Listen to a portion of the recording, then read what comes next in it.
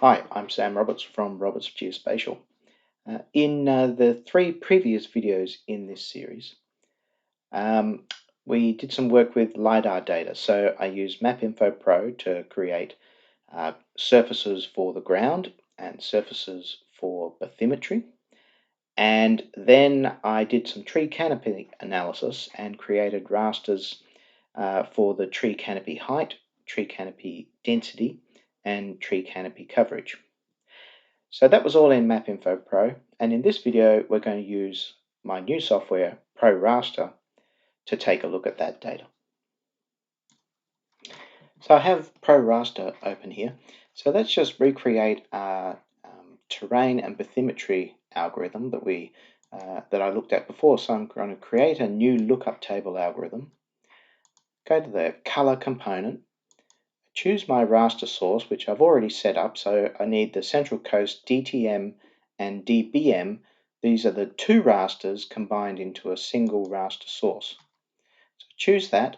It's automatically set up the color intensity.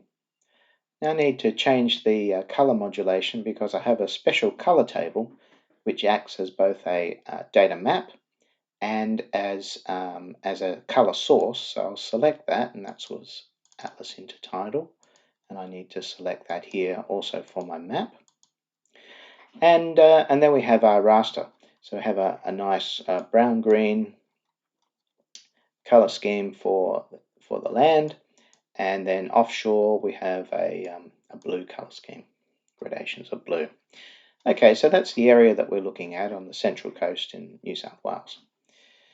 So let's now create a new algorithm and have a look at the tree canopy height data. So this is the height of the top of the trees or vegetation above ground. So I'm going to create a new lookup table algorithm. Go into color, component, and select my raster source. So here I've got the tree canopy height raster. This is just a single raster, and there it is. Now I want to see this in the context of the terrain. So I'll go to the intensity layer, the tree shading, and I'm going to choose the Central Coast DTM, which is the high resolution LiDAR terrain. So now you can see that I've got the height data draped on top of the terrain shadow. And so I can get some context for what I'm looking at. But if I zoom in, come in here for example, so you can see that the height data is not continuous. So we've got trees here, you can see individual trees, but in between them there are gaps. And at the moment there's nothing being rendered in those gaps whatsoever. So I want to change that because I want to see the terrain shadow in those areas where there's no color, even though we have no color. So to do that, I edit the valid cell by component rule. So that's here in an algorithm, and there's a drop list here called valid cell by component rule. So when a layer is rendered, the algorithm is going to go through each of these components, the color, intensity, and opacity components, or at least the ones that are switched on, and it's going to apply this rule to try and figure out whether each pixel that it's rendering actually contains some valid data. So at the moment, the rule is set to all. So that means all of the components have to contribute valid data. But in this case, the color is not contributing valid data in these gaps, whereas the intensity, the shadow layer, does have valid data. But because we have a rule of all, then we get no data. So if I change this to any, now I can have either color or shadow or both. And so you can see that we're now seeing shading through in the gaps where we had color before. Now, I don't want to interpolate this color. I don't want to use smooth interpolation on this. I'm just going to use nearest neighbor interpolation. So I come down to the color page in the color component, and I choose nearest neighbor. And when you use nearest neighbor, you can usually tick this nearest box as well, because the interpolation actually has two phases. So now we're using nearest neighbour in both phases. And if I zoom in on a particular tree, you can see that the colour is blocky, whereas the interpolation from the shadow, from the intensity from the hill shading is still smooth. So we'll zoom back out, and now we'll look at transformations. So if I go to a linear transform, you can see that I get all blue. Now the color table is pseudo color, so we're looking from blue through to green through to red. So the fact that we're just seeing blue means that we have a skewed data distribution. So if I come into the raster source editor, I can see the statistics for this raster. And in future, there'll be an easier way to do this, but if we go to height, select the raster, look for complete info and press the info button, I get this box come up which has a stack of text in it. So this is all the information about this raster. And if you come down a little way, you'll come to the statistics. So the minimum height is 0 and the maximum height is 411 meters. Now we've got no trees on the Central Coast that are 411 meters high. So what's happened is we've got LiDAR return classifications which are not valid, and I think they're around the cliff edges quite a lot of the time, and so we're getting some bad processing going on because the returns are not right. And so we've got some trees in there that are 411 meters high. Well, we don't want to see those, they're rubbish. And if you roll down a little bit further, you'll see that we also get all the histogram information. And if we go down to the top bin number 1023, you see that it goes from 50 meters high up to 411 meters high. So there's just a small amount of rubbish data in this data set, and it's all concentrated in the last bin of that histogram. So I'll close that. One way that I can try to mitigate that problem is to use the data transform editor, and there are some options in there. But to start off with, we'll just use some of the options that are available from the standard property pages. So we're using a linear transform. Let's go and put in a manual clip. So I know my data from 0 is good, but up to about 50 meters onwards, it goes into rubbish data. So if we go from 0 to 50, that means we're stretching the blue to red color table over that range. It doesn't mean that data above 50 is not being rendered. It's all going to be being rendered in red. So if we come in here, we can see sections where we have high trees, and blue is where we've got low trees. Out here, this is all low scrub, that's all blue. Whereas if you come in up into the hills and into the valleys, you've got high trees. So what if you're not interested in that blue? So let's change the clipping range. Let's say we'll put it 15 meters. So now we've got more blue. And if I come down here to invalid beyond clip limits, I can choose not to render data that's below 15 or above 50, or between those ranges. There are a number of combinations. So this time I'm just going to choose below minimum. Now if I select that, you can see that everything below 15 meters is now not being rendered. So if we zoom in a bit here, so blue now represents 15 meters, red now represents up to 50 meters, and everywhere else we're still seeing the terrain being rendered as a shadow, but we've filtered that result only to the higher trees that we're actually interested in, the kind of wooded sections of the coast.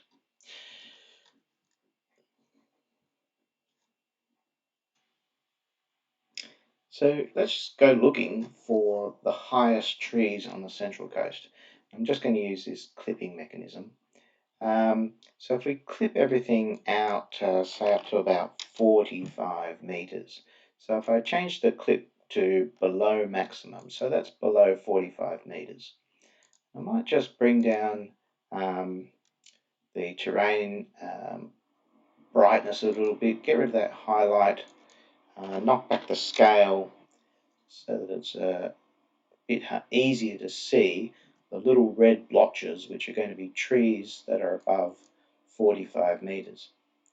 So if I come in here, you can start to see the spots, and I happen to know from what I can tell, if I just turn on this tooltip, this tree here at about 62, 63 meters high, from what I can tell, is about the highest tree on the Central Coast. Above 45, there's not very much. There's a section in here up around near Strickland State Forest where we have some tall trees, and I think these ones in particular are quite tall. Not sure I'm in the right spot there. Yeah. Anyway, so and down here, a few in this section, and in here, some quite tall trees in this little section in the bush. But it gives you an opportunity to sort of explore the data set and find data, particular data that you're interested in. So now I want to see this data in the context of topography. So I have some, I have another algorithm. I'll open it up, and I'll just use this as a starting point.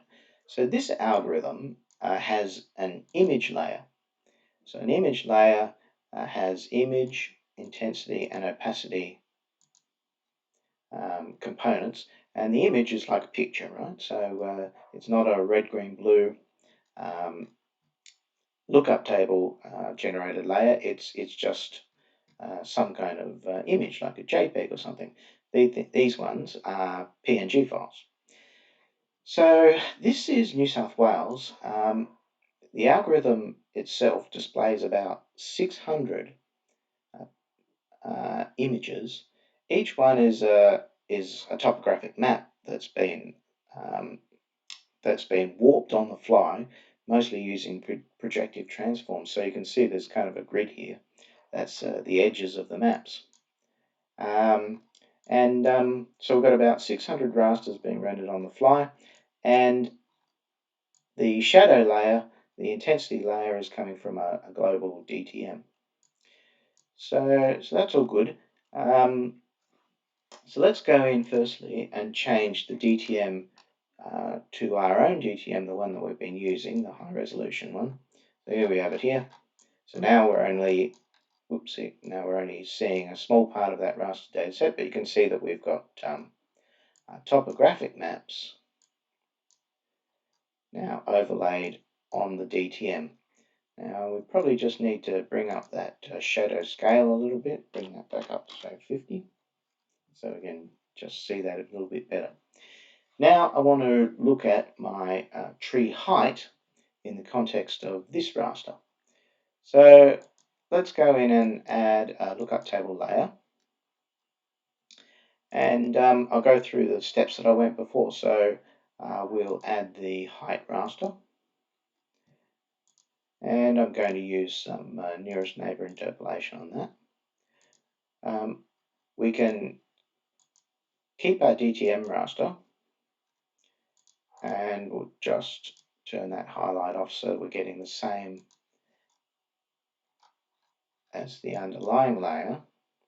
So now you can see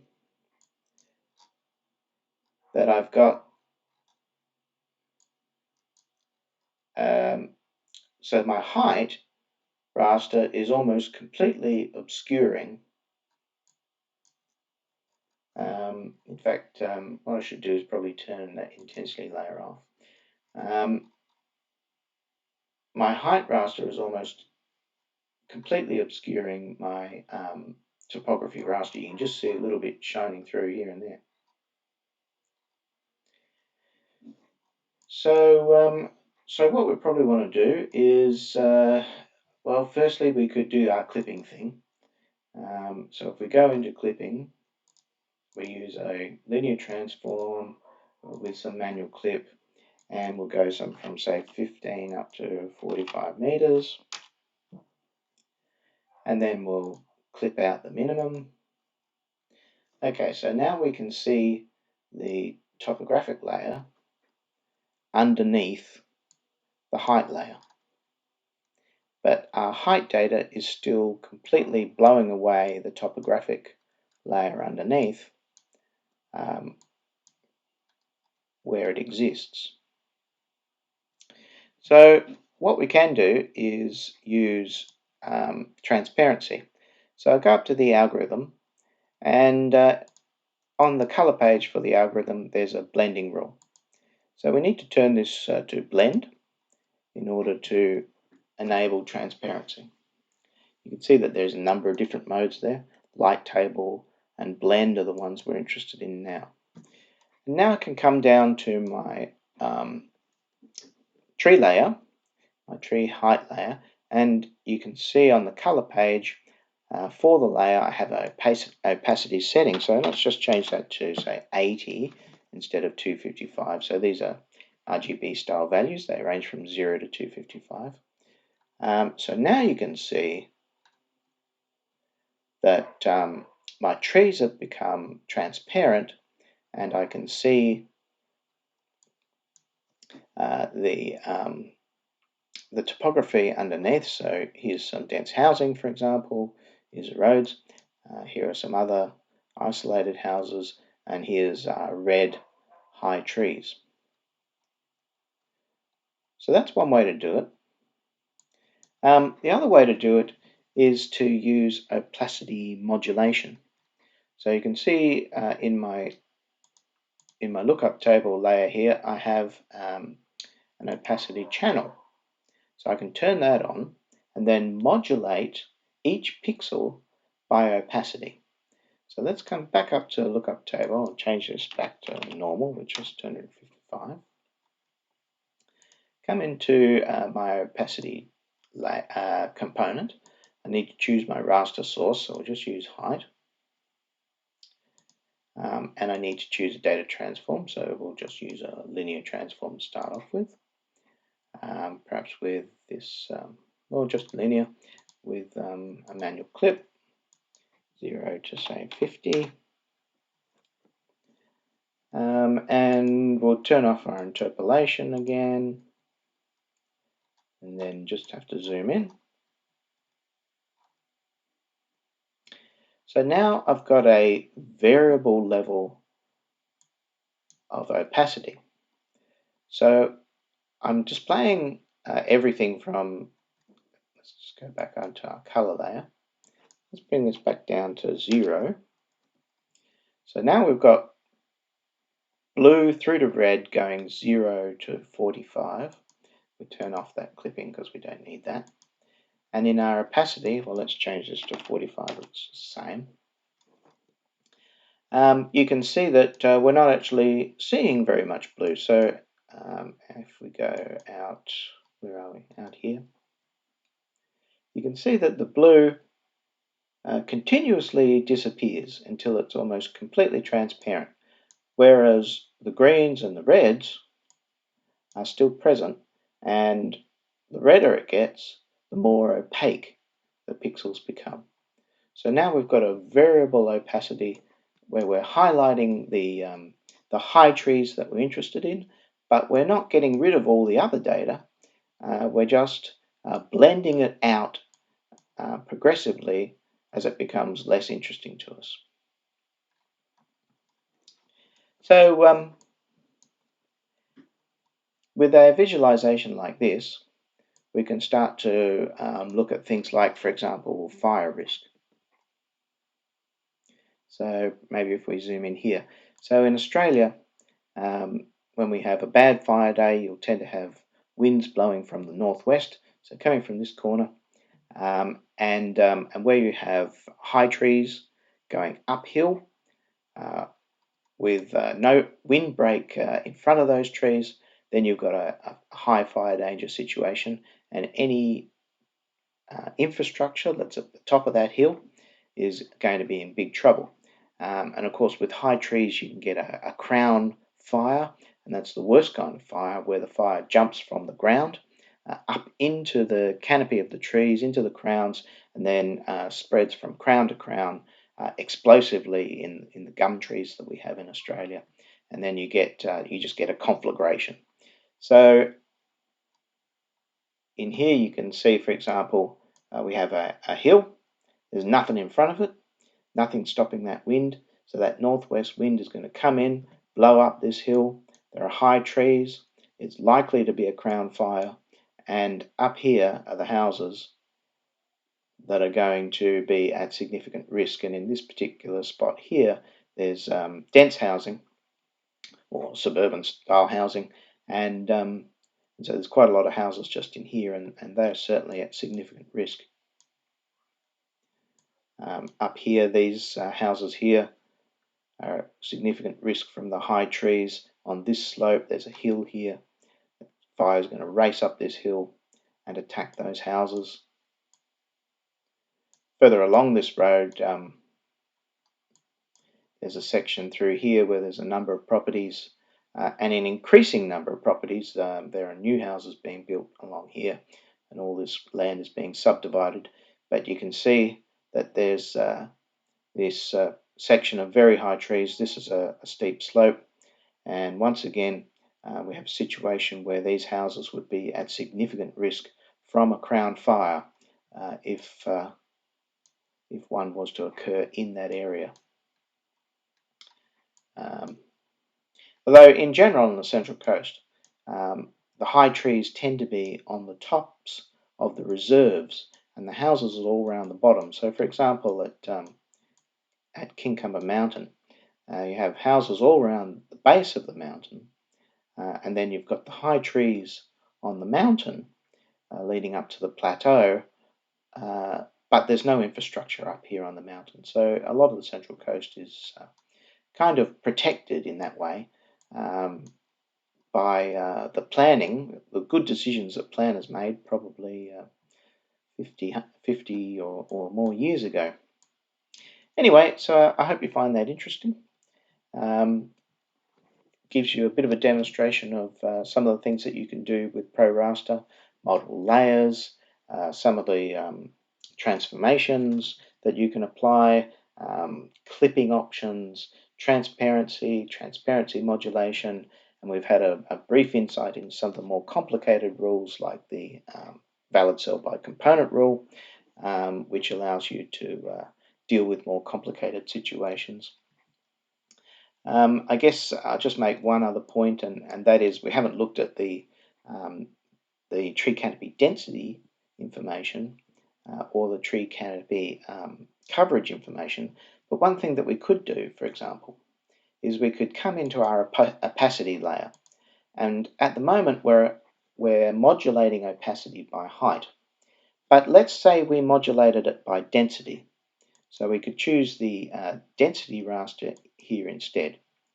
And we have to zoom in again. I won't go through this and set up all the transformations. Well, I think it needs different kinds of values. But now we've got opacity based on density. So where we've got, so this is now we're doing kind of a correlation. So where we have high trees, we're going to be getting red. And where we've got dense vegetation, we're going to have high opacity. Whereas if we have high trees that are not dense, then they'll tend to fade out. Similarly, we might have sections where we have, and you can see this now, we're starting to see some blue that we weren't seeing before, because we have in there dense vegetation, but not high vegetation. But we're seeing that now because we're modulating opacity by a different raster. We're modulating it by density rather than by height. So now we're looking, at two different pieces of information, and there's other inferences that you can draw from that style of visualization. So I hope that piques your interest, and keep looking for more videos from Robert's Geospatial. Bye now.